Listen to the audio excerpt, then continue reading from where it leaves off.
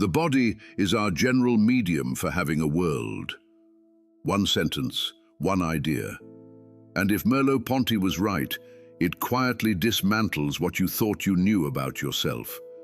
For centuries, philosophy told us that the mind is what matters, that we are thinking things first, physical beings second, that the body is a vessel, useful perhaps, but ultimately beside the point. This man disagreed, completely.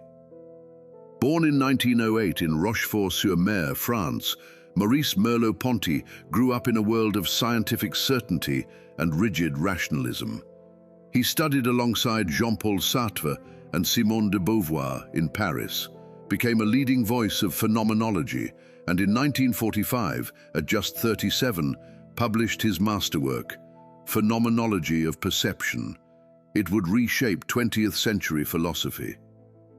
He died suddenly in 1961 at his desk, mid-thought, aged only 53, leaving his final manuscript, The Visible and the Invisible, unfinished.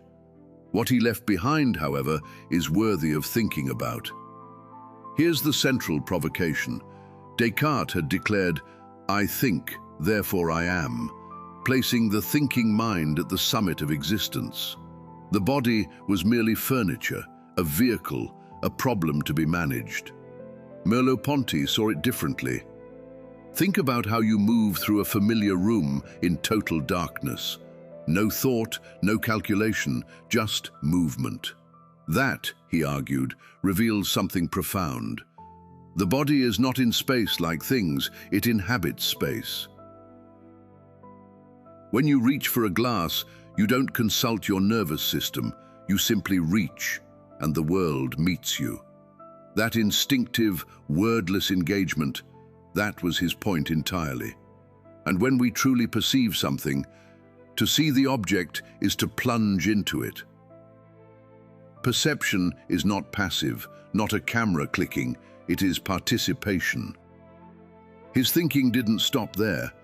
He turned the same scrutiny towards science itself, not to discredit it, but to locate its foundations. We must rediscover the world of perception beneath the world of science.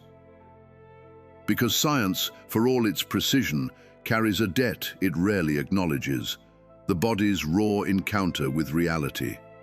Everything that I know about the world, I know from my own experience of the world, without which scientific symbols would be meaningless. Strip away that lived foundation and the whole edifice collapses. To truly understand knowledge, we must go deeper than data and theory. To return to things themselves is to return to this world prior to knowledge. And that world has a character, a wholeness that no inventory can capture. The perceived world is not a sum of objects, it is a style of existence. From the body, Merleau-Ponty turned toward language and found an equally surprising truth. The spoken word is a gesture, and its meaning, a world. Words, he argued, are not labels we attach to pre-existing thoughts.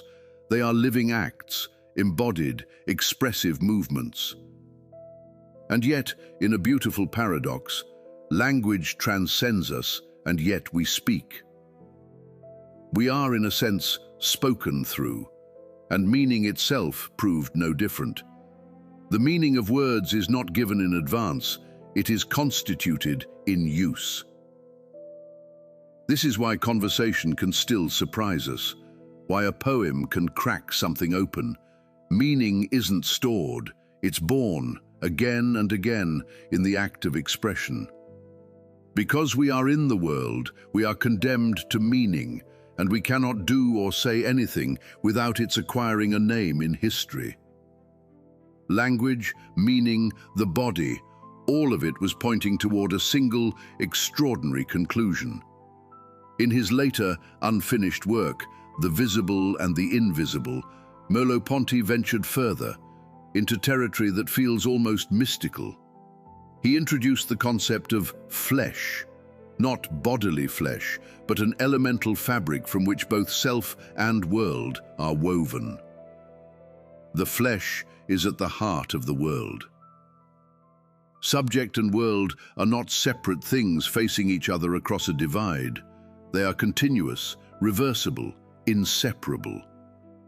We situate ourselves in ourselves and in things, and at the point where, by a sort of chiasm, we become the others and we become the world.